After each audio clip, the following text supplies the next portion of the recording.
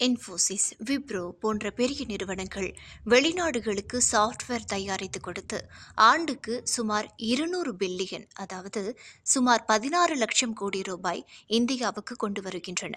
இந்த பணம் தான் இந்தியாவின் பொருளாதாரத்தை பாதுகாக்கும் பெரிய குடையாக இருக்கிறது.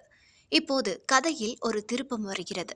முன்பு ஒரு அமெரிக்க நிறுவனம் ஒரு சாஃப்ட்வேர் செய்ய வேண்டும் என்றால் அமெரிக்காவில் உள்ளவருக்கு அதிக சம்பளம் கொடுக்க வேண்டும் என்பதால் இந்தியாவிடம் வருவார்கள்.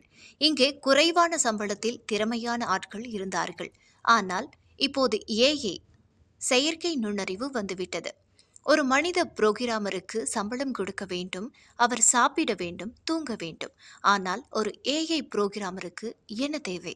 வெறும் மின்சாரம், அதாவது எலக்ட்ரிசிட்டி மட்டுமே. ஒரு மனிதன் செய்யும் வேலையை ஏஐ மிக மிக குறைந்த செலவில் மின்சார கட்டண விலையில் செய்து முடித்து விடுகிறது. சிட்னி ரிசர்ச் அறிக்கையின்படி 2027ஆம் ஆண்டில் ஒரு பெரிய மாற்றம் நிகழப்போகிறது. வெளிநாட்டு நிறுவனங்கள் மெல்ல மெல்ல இந்திய நிறுவனங்களுடனான ஒப்பந்தங்களை ரத்து செய்ய தொடங்கும்.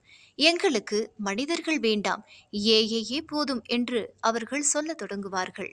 இதன் விளைவாக பொருளாதார பாதிப்பு 2028இன் தொடக்கத்தில் இந்தியாவின் ரூபாய் மதிப்பு டாலருக்கு எதிராக 18% வரை சரியக்கூடும்.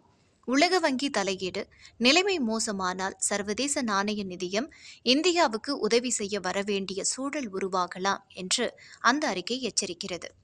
இந்த கதை உங்களுக்கு ஒரு பயத்தை ஏற்படுத்தலாம், ஆனால் இங்கே சில சுவாரஸ்யமான நிஜ தகவல்களும் உள்ளன. ஏஐயின் வேகம் தற்போது கிட்ஹப், கோபைலட் போன்ற ஏஐ கருவிகள் ஒரு புரோகிராம் எழுதும் கோட்களில் சுமார் 46% பங்கினை தாமே எழுதிவிடுகின்றன.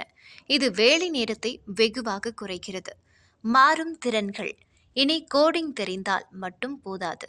ஏஐயை எப்படி சரியாக வேலை வாங்க வேண்டும் என்ற ப்ராம்ப்ட் என்ஜினியரிங் தெரிந்தவர்களுக்கு தான் மவுசு அதிகம். இந்தியாவின் முயற்சி. இதையெல்லாம் முன்கூட்டியே கணித்துதான் இந்திய அரசு இந்தியா ஏஐ மிஷன் மூலம் நம் நாட்டு மாணவர்களுக்கு இப்போதே ஏஐ பயிற்சிகளை வழங்க தொடங்கியுள்ளது.